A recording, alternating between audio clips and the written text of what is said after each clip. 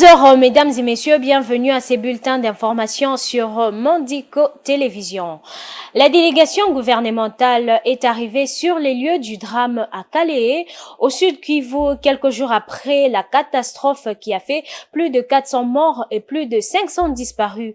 Elle est composée du ministre du Développement rural François Rubota, celui des Affaires sociales Modeste Mutinga et du gouverneur du sud Kivu Théo Ngwambidje.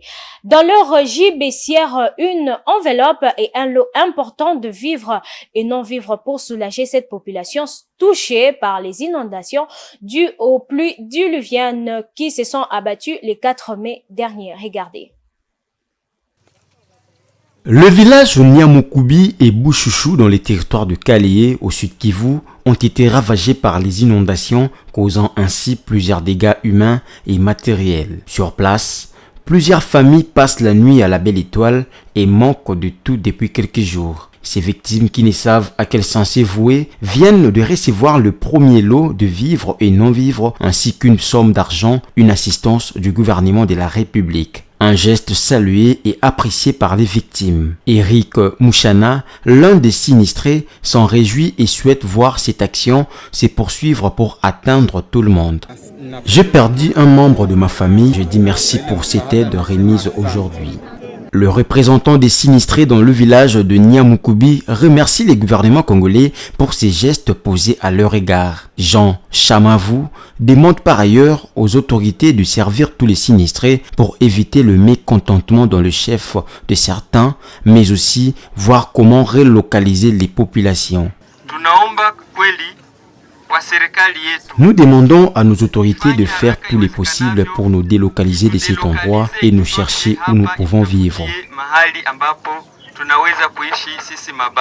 Le gouverneur du sud Kivu qui a accompagné cette délégation sur place à Kalehe a remercié le président de la République par l'entremise du gouvernement pour cette aide. Théo Ngwambidje appelle également des organismes internationaux à venir en aide à cette population touchée par cette catastrophe naturelle. Le président de la République fait l'honneur à la province du sud Kivu en général et au territoire de Kalehe qui a été touché. Donc il a montré son amour et l'amour ce n'est pas des paroles. Qui débloque le montant important pour venir assister les populations victimes de cette catastrophe. Il est fidèle à sa vision, le peuple d'abord. Donc moi je ne crois pas qu'il y a un individu, mais c'est plutôt l'image et l'honneur de la République qui est là. Mais il n'y a pas que le président de la République, c'est aussi une occasion de sensibiliser toutes les personnes de bonne volonté et la communauté internationale. Vous avez vu ce qui s'est passé ici, plus de 400 morts. Et ce bilan n'est que provisoire. Où est la communauté internationale? Il faut que les gens se mobilisent autour du gouvernement central qui appuie ses responsabilités. Pour l'heure, les recherches se poursuivent pour tenter de retrouver d'autres corps des disparus. Après le drame de Kalehe, la prise en charge de survivants s'organise. Les blessés sont soignés à l'hôpital Panzi par le médecin et infirmier dépêchés sur place pour la circonstance. Ils épaulent le personnel de l'hôpital général débordé par l'afflux des blessés. Jusque-là, les bilans s'élèvent à 410 morts, comme l'a confirmé le ministre des Affaires sociales Modeste Mutinga, qui est sur place pour l'assistance humanitaire. Commentaire des Bijoux Lumuna. Quelques jours après le drame de Kalehe, les secours sont à pied d'œuvre pour soigner les blessés, rechercher les disparus et enterrer les morts. Le personnel médical de l'hôpital de Panzi ont été déployés dans ce territoire pour soigner les blessés qui se comptent par centaines. C'est une tâche immense. Lors du briefing hebdomadaire le lundi soir, le porte-parole du gouvernement, Patrick Mouyaya, a annoncé l'arrivée de la délégation gouvernementale sur le lieu du drame pour organiser la prise en charge des sinistrés. On a évalué les besoins en assistance qu'il faut apporter en termes de vivres et de non-vivres, en termes de médicaments, etc. Le gouvernement qui est représenté sur place fera le point général de la situation parce qu'il est aussi prévu une assistance financière pour les familles qui sont éprouvées, mais aussi prendre des mesures notamment pour reloger les compatriotes qui ont été touchés par ces drames. À propos du bilan, il a sensiblement évolué.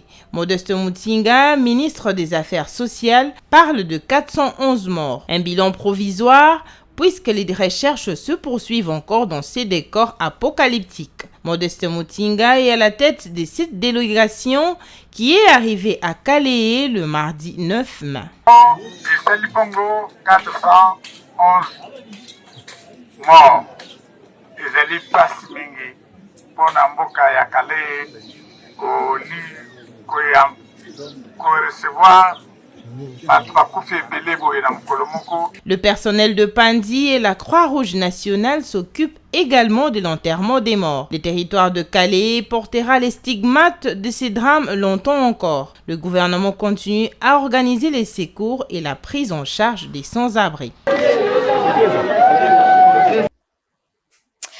Les départs définitifs de la force régionale de l'EAC pourraient intervenir le mois de juin prochain.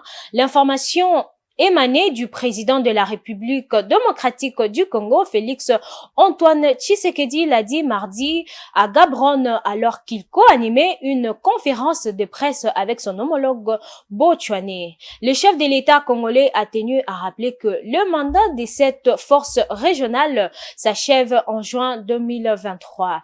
Il a dit son mécontentement à propos du travail de cette force sur terrain. Félix Antoine Tshisekedi a déploré le fait que dans certains endroits, cette force cohabite avec les terroristes du M23. Les détails avec Viningali Junior. Quelques heures après l'annonce du déploiement de la force militaire de la SADC à l'est de la RDC, le président Félix Tshisekedi a clairement laissé sous-entendre que la force de l'EAC pourrait définitivement quitter son pays au mois de juin prochain. C'est à cette date que prend fin le mandat de cette force en République démocratique du Congo. Le président congolais l'a dit mardi 9 mai à Gaborone, capitale botswanaise, pendant qu'il clôturait sa visite d'État. Au cours d'une conférence de presse conjointe avec son homologue botswanais Mogweti Masisi, Félix Tshisekedi a reconnu qu'il y a manifestement des problèmes de fonctionnement avec cette force. À l'issue du premier mandat de cette dernière en mars dernier, le gouvernement congolais n'a pas renouvelé son mandat de 6 mois comme souhaité par le secrétaire général de l'EAC, mais l'a prolongé de 3 mois. Au terme de ces délais, une évaluation devrait orienter l'essor de cette force régionale. Le président de la République démocratique du Congo a tenu à rappeler son inquiétude sur les déclarations des officiels militaires de l'EAC qui avaient clairement laissé entendre qu'ils ne venaient pas en République démocratique du Congo pour combattre le terroriste du M23. C'est avant de regretter la démission qu'il a qualifiée de spectaculaire du commandant kényan de l'EAC. Toutefois, il a félicité cette force pour les efforts consentis afin de rétablir la paix dans l'est de la RDC. Vous avez suivi, monsieur le général Jeff Nyaga, qui a démissionné de manière spectaculaire, nous surprenant tous, et parlant de menaces, des menaces auxquelles il ne nous a jamais fait part. Pourquoi il ne nous a pas fait part de ces menaces, lui seul le sait. Et lorsqu'il décide de quitter la République démocratique du Congo, le Kenya désigne directement un autre commandant de la force sans consultation, comme si cette force n'appartenait que au Kenya. Donc manifestement, il y a un problème dont nous avons besoin de parler pour clarifier la situation. Et comme le mandat s'achève au mois de juin, si à cette date-là, nous estimons que le mandat n'est pas rempli, je crois que nous allons décider de raccompagner ces contingents venus à la rescousse de la République démocratique du Congo avec honneur, les remercier pour avoir essayé d'apporter leur part de contribution à la paix en République démocratique du Congo. L'Union africaine a annoncé la tenue prochaine d'un sommet regroupant les principales organisations sous-régionales afin d'harmoniser les vues sur l'intervention des troupes dans l'est de la République démocratique du Congo.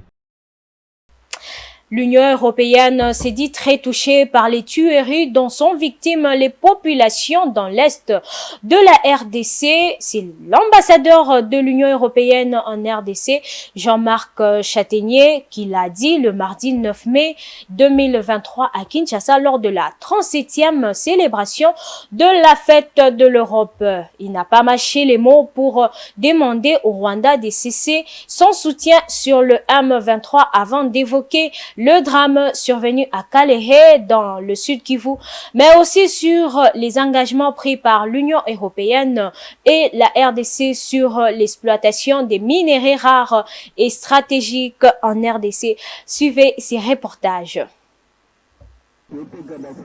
La position de l'Union européenne sur la guerre de l'Est est très claire. Pas de dialogue avec les groupes armés ni brassage au sein de rangs des FARDC. L'ambassadeur de l'Union européenne, Jean-Marc Châtaignier, l'a dit à l'occasion de la célébration de la Journée de l'Europe le 9 mai de chaque année. Une occasion pour lui de condamner avec véhémence les tueries perpétrées dans cette partie du pays par les terroristes du M23 avec le soutien du Rwanda. L'Union européenne soutient tout processus mis en place pour rétablir la paix dans la partie Est. Nous soutenons vraiment les processus politiques qui sont en cours, le processus politique de Nairobi dans son double volet politique et militaire, le processus de Luanda, les efforts des différentes organisations régionales qui veulent aider à ramener la paix à l'est du Congo. Nous soutenons bien sûr l'EAC, la SADC et tous les partenaires concernés. Spécifiquement pour le M23, je voudrais dire que nous l'appelons vraiment à déposer les armes, à se démobiliser et à entrer dans le cadre du PDDRCS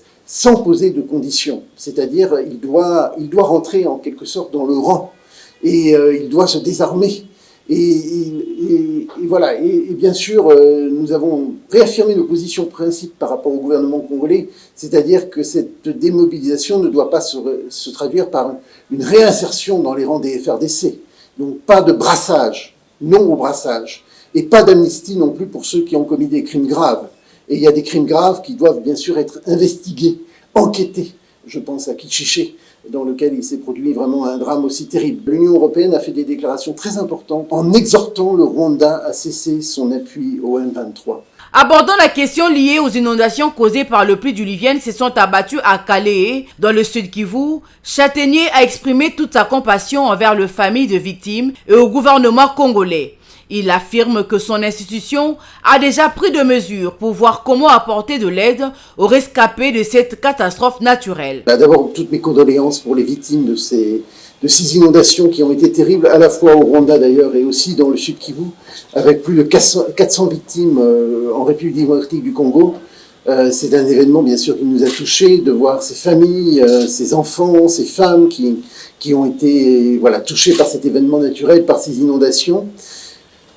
D'abord exprimer notre solidarité par rapport à la population du Sud Kivu, par rapport à ce qui s'est passé. Nous essayons déjà de mobiliser nos moyens pour accompagner les autorités congolaises, les autorités provinciales, les autorités centrales. J'ai demandé au bureau, nous avons un bureau ECHO, donc de notre branche d'aide humanitaire à Bukavu.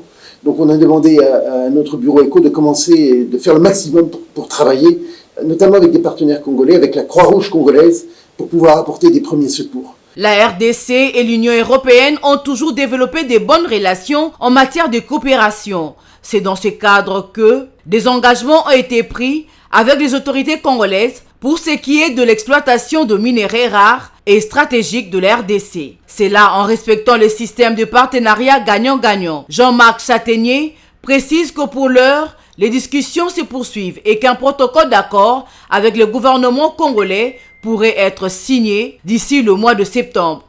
C'est alors, a-t-il démontré, qu'une feuille de route sera mise en place pour la planification de ces protocoles. Nous sommes véritablement entrés dans le processus de discussion et de négociation avec le gouvernement congolais. Et je dois avouer que je ne pourrais pas vous en dire beaucoup plus parce que nous sommes dans la négociation et dans la discussion. Et je pense, par contre, je suis assez optimiste sur le fait qu'elles pourront déboucher dans les semaines qui viennent et que nous pourrons annoncer sans doute la signature d'un protocole d'accord au mois de septembre. Et puis ensuite d'une feuille de route. Enfin voilà, toute la démarche diplomatique est en route. Nos contacts avec les autorités congolaises sont excellents. Et je pense que nous pourrons avancer, mais C'est clair que chacun des partenaires a des intérêts stratégiques, il faut bien sûr les négocier, les faire valoir, et tout ça doit se faire dans un cadre partenarial, respectueux l'un de l'autre. La Journée de l'Europe est un événement majeur organisé chaque année par la délégation de l'Union européenne en République démocratique du Congo. L'édition de 2023 est marquée par la mise en avant des arts et de la culture, avec la présence de nombreux artistes congolais au musée national dans la soirée du 9 mai. Le gouvernement congolais a été fortement représenté et l'événement a marqué une fois de plus l'histoire de la RDC avec l'Union européenne.